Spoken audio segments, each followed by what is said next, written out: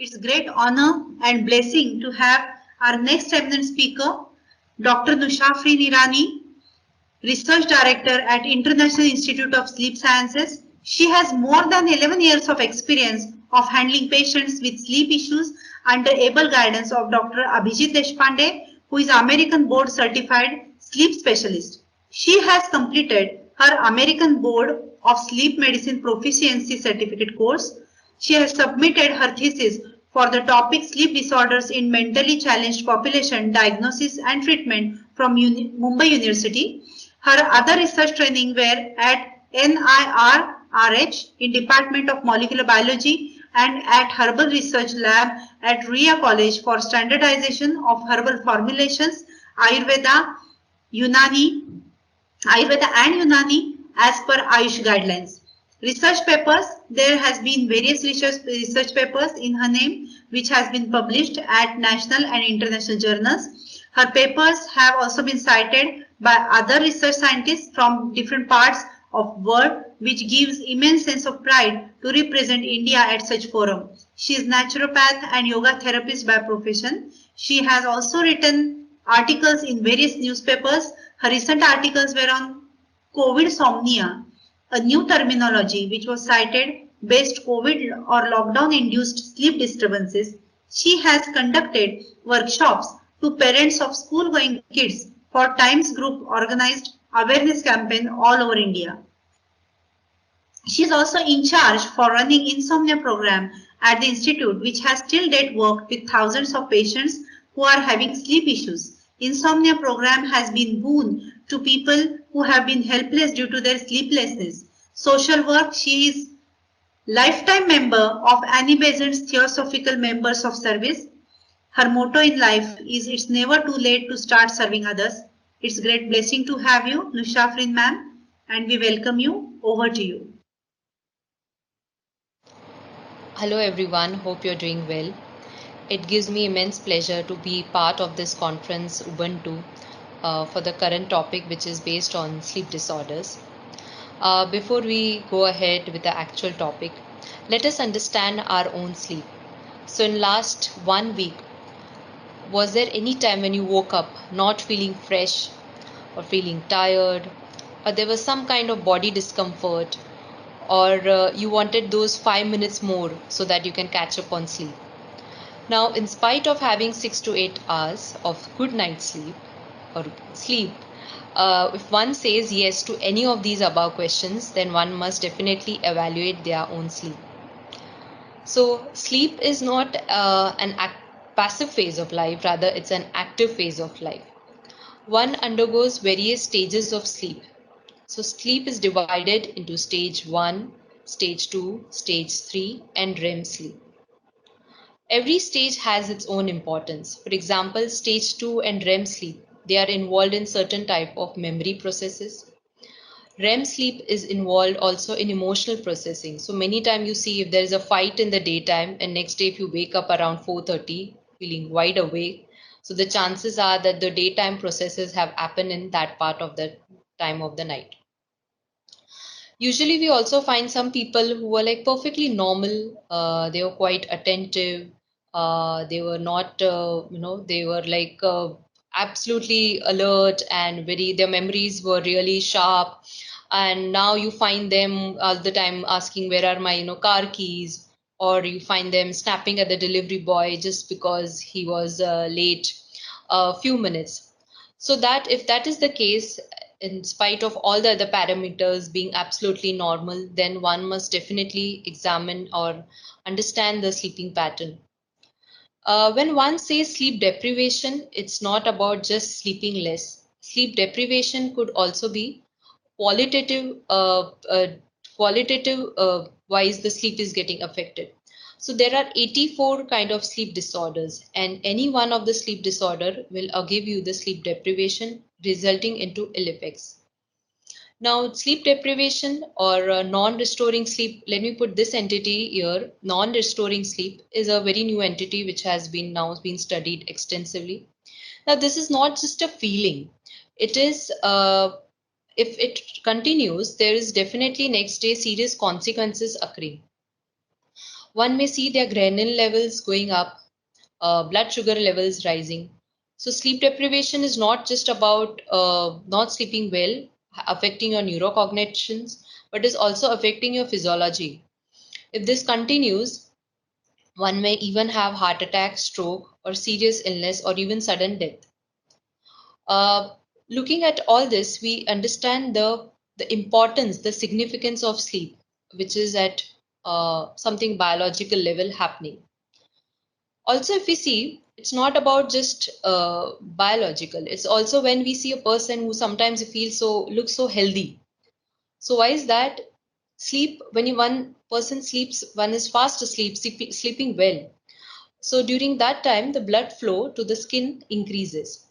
So at that time, the collagen repair starts taking place. So hence, the next day you find the person, quite attractive. In fact, there was a 2017 study where they showed that 2 days of sleep restriction, and they reported that the perceiveness of attractiveness or trustworthiness and healthy, looking healthy, had actually reduced.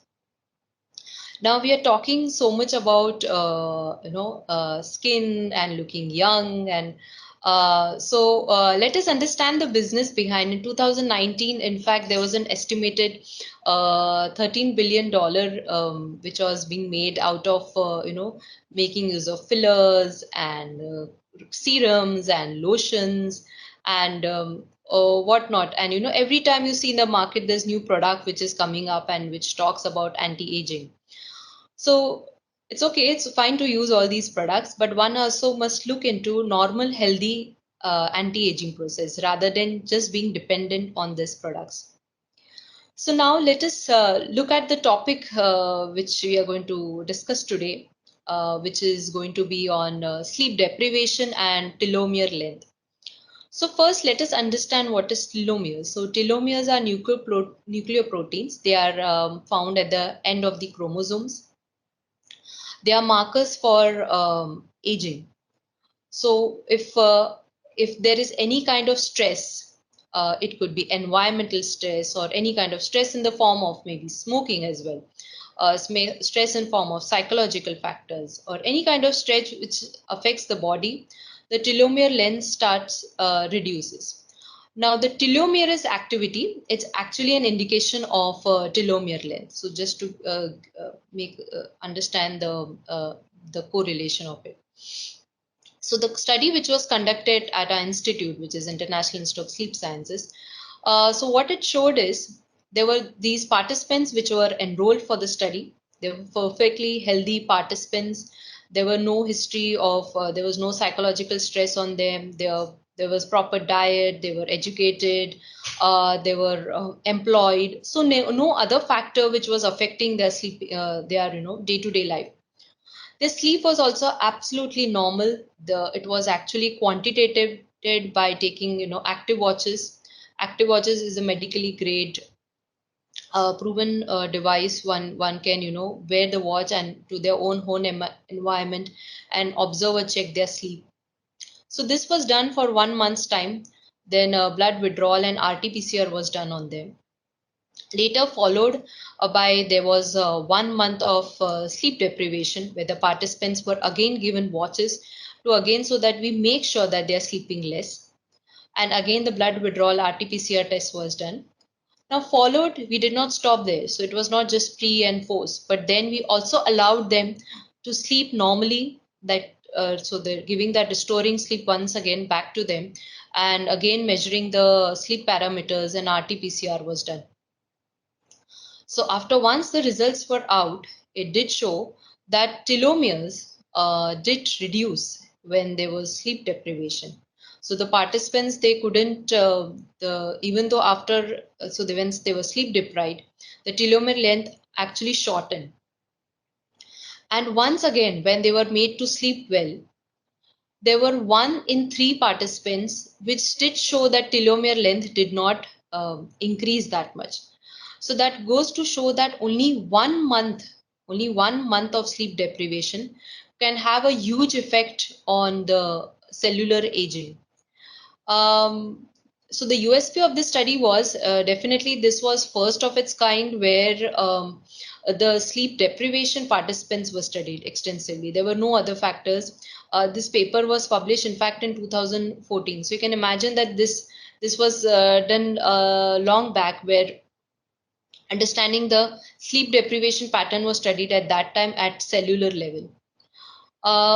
Though this study was a pilot-based study, there is still studies to be carried out, which can be done at a larger level, where more participants can be undertaken to study after this. For example, so 1 month of sleep deprivation, 1 month of normal sleep.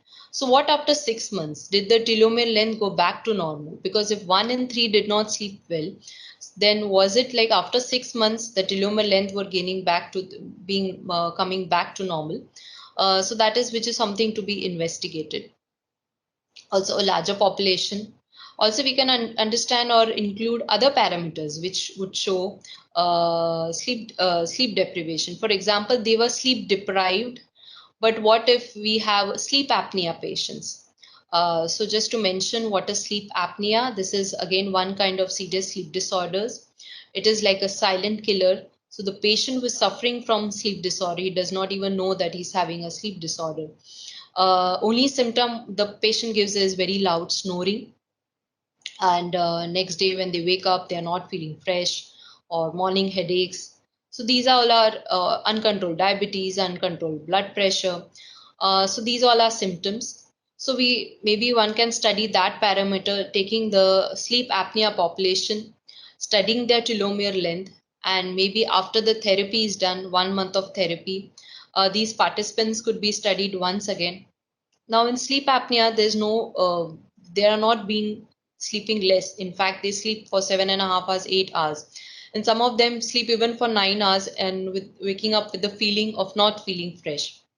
So the severe sleep fragmentation which occurs throughout their night in the form of micro arousal, or their oxygen levels going down, because in sleep apnea, your throat closure occurs. It occurs after maybe every 20 seconds, 10 seconds, 30 seconds. So if that is that severe, then definitely oxidative stress is created in the body, and that will affect the telomere length. So these sleep disorders, other sleep disorders, and correlation with telomere length can also be studied. So this study was also, with the help of other sleep studies which were conducted previously by Co-et.al. So even they showed that the correlation of increase in cortisol. So sleep deprivation induces stress, which is leading to increase in cortisol, is related to reduction in the telomere length. So this was about aging and sleep deprivation, strong correlation of sleep deprivation and aging. With the help of this research study, we can understand. The institute has been conducting various other studies apart from the studies as well. So we had, last year conducted a study where there was last year, before the lockdown. So there was this study where there was a prospective double-blind randomized controlled trial to study the effect of ashwagandha on non-restoring sleep. We had screened thousands of participants, making sure that they were purely non-restoring sleep and there was no other parameters, again, which is affecting their sleep or daytime awareness. Active watches were again given to them to observe their sleep. So they basically emphasizing point of the objective proof of getting their sleep noted, not just a questionnaire. Of course, there were different questionnaires also used in this research study. Ashwagandha was given for a period of 1 month or so, and then followed by a evaluation which was done again. This also included sleep studies. So we could see a huge difference in the sleep study. So people who are getting less delta sleep, the even delta sleep increase. Now delta sleep is again, it is the time where the tissue healing occurs, and that is because again of the anti-aging growth hormone secretion. So again, if you see the importance of sleep here, Another ongoing study over here is again on to study the effect of ashwagandha on non-restoring sleep, but this time we will be considering some other parameters of sleep, e.g. That study is yet ongoing, and maybe we'll look at it and publish the paper on it.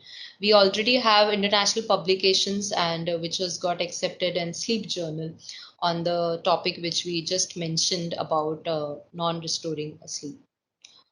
So emphasizing point over here is sleep is uh, not about just not feeling fresh, neurocognition of getting affected, because some people say I can manage, I'm very smart, I'm very sharp, I can do away. But what about your skin health? That is something which everyone would like to, everyone is interested, and everyone would like to look young, feel young. Aging is a normal process, but one can prevent definitely by working on these parameters. Negligence can lead to various serious consequences. We have loved ones whom we care for, and even they want us to uh, be around them. So why not and be around them, but be happily around them? Because as I mentioned, sleep disorders can affect the emotional regulation. So always there's a stress response happening. So interrelationships getting affected. So we don't want all that to occur, and hence being happy and making others happy as well. Uh, so so let us have a good night's sleep. Typical symptoms, if what one can see if one is not sleeping well. So you see that person is when he wakes up, it's swollen, the eyes are swollen or red eyes, or very groggy, especially in the morning times. Before they are out of bed, and not being active or alert. So these are the typical symptoms. What can one do to feel fresh or feel good the next day? So one can definitely maintain a regular bedtime, wake up time, making sure that having early dinner maybe 3 hours before their bedtime, and following a strict sleep regime will definitely help them to maintain a good night's sleep. Takeaway message here would be that sleep well. Sleep is definitely an anti-age and acts as an anti-agent. And apart from sleep, even restricted diet, calorie diet, will help one to have this anti-aging effect. Now, the various, just to mention here, that the various programs or research or the diagnosis or the therapy and novel technologies and instruments which have been available in the institute. So there's a warm welcome to all who can come and have a look at the institute. Our institute is a premier institute working towards the sleep disorders, and always been in the forefront to spread this awareness. This could have been only possible because of our visionary Dr. Abhijit Deshpande sir, who has been always been there and always been in the forefront to spread this awareness and give proper good health therapy to the patients. And the different wings which have been started in under this institute is only purely solely because of him. uh, may you all sleep well, and especially in the times of COVID, there was uh, uh, a lot of importance was given to sleep. In fact, where people were said that you should sleep for 8 hours, and they had come to us saying that do something and make us sleep 8 hours. So that's not the case. Everyone has a different sleep requirement. If they have been sleeping for 7.5 hours, that's also okay. There's no strict rule that each one of us have to sleep for 8 hours. It could be anywhere ranging from 6 to 8 hours. Everyone has a different sleep requirement. Uh, so thank you all once again, and hope you sleep well and healthy aging. Thank you. Thank you so much, Dr. Nushafreen. It was great to hear from you. Uh, are you there for question and answer session? Yes, ma'am. Yes, ma'am. Hi. Yeah, yeah. Welcome again. Thank you, It ma'am. was wonderful. It was really wonderful, and I'm so thankful to you for throwing light on sleep sciences according to modern medicine and with the latest technology, Dr. Abhijit Deshpande sir, and you have been practicing with. It was quite interesting to know that you accept that there are there is different sleep requirement for different people. Means it's everyone is different in that regard. That's what Ayurveda and yoga also believes in. And when you are telling about all these things, I was thinking that how can your latest technology machines or latest technical instruments can collaborate with traditional diagnostic methods? Is there some avenue you have already worked with, or you have some kind of projects in your mind? Because there all the traditional African healers and their patient pool and all the members of traditional healers organizations are also listening to you, and it would be quite interesting for them to know that if there is some kind of possibility where your latest technology can work with our traditional medicine systems. Sure, ma'am. Thank you. First of all, thank you, ma'am, and Rajiv sir for inviting us to this podium. So the answer to the question is the latest technology which we are using.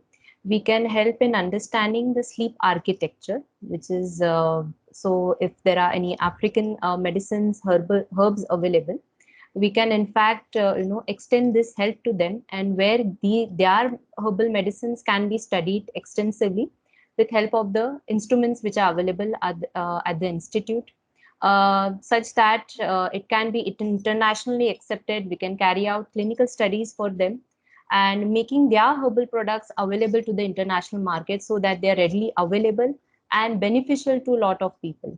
For example, like ashwagandha from India has been extensively studied. So why not the herbs which are African based can also be studied with help of the technology? Yeah, great. So there is good future regarding Yes, definitely. collaboration. Thanks to you. There is another question. You mentioned about Sure. ashwagandha, and apart from ashwagandha, is there any specific medicinal plant you are thinking or researching or studying around regarding sleep sciences? Yeah, one is definitely black pepper. Even that is known to improve sleep. So we would like to study the effect of black pepper in the sleep architecture. And if not sleep architecture, then definitely quantitative wise, whether it's increasing the sleep onset and the extended time. Great. You are the person with deeper understanding, profound understanding about not only modern medicine, also about our holistic health sciences, Ayurveda and yoga and naturopathy. So this question can only be understood by you.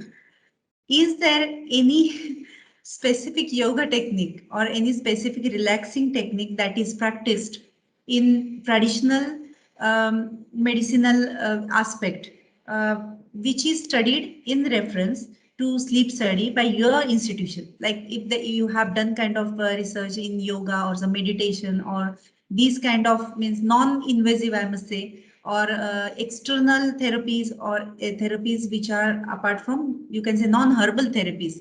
If you have studied about, please let us know about that. Yeah. So we are yet to carry out the studies based on uh, extensively in yoga. But definitely here I would mention about Gayatri mantra. Like we have always seen about Yoga Nidra or other yogic practices. But even mantra jap like Gayatri mantra, which is known to be an activating mantra, can be said in the morning. So that also helps in being more attentive, alert, and energetic in the daytime. So if the daytime goes well, the nighttime sleep improves. This is one of the example I'm giving out of the things which we do apart from, yes, definitely Yoga Nidra, Surya Namaskar. It's wonderful answer. Thanks. Means you also have that kind of study as well regarding rituals and mantras, sound therapy, I must say, when it comes to Yes, sciences. exactly. Um, Yes, true. with you have this kind of 360 degree of understanding about sleep science, and We are so thankful to Dr. Abhijit Deshpande, who is the mastermind behind this conference. And Yes. very few times people study with that profoundness about sleep, concept of sleep. And he's also very well learned about all these traditional medicinal systems as well. So, is there any project which can be supported or collaborated by from IISS? And if you can give some kind of suggestions or some ideas you have, would you please share with us? Yes, so you would definitely look at replicating the institute in Africa so that people over there would benefit this with the technology. But at the same time, we would also like to adapt their techniques, which were just discussed in the conference, and so that they even get that kind of confidence and support to move ahead, and not restrict to only Africa, maybe restricted to international levels. And of course, there are herbal medicines getting being utilized. That is, I think, something we must work together and study upon. Yeah, it would be great pleasure. I am already looking forward to learn more from you and Dr. Deshpande sir. And it's actually a privilege to have you both on board here. And thanks a lot for your wonderful presentation. If there is anything, any other queries are coming, I will definitely convey that to you, and we will work on it. Thank you so much, Thank, ma'am. Thanks for thank your you, thank you, presence. thank you. Thank you.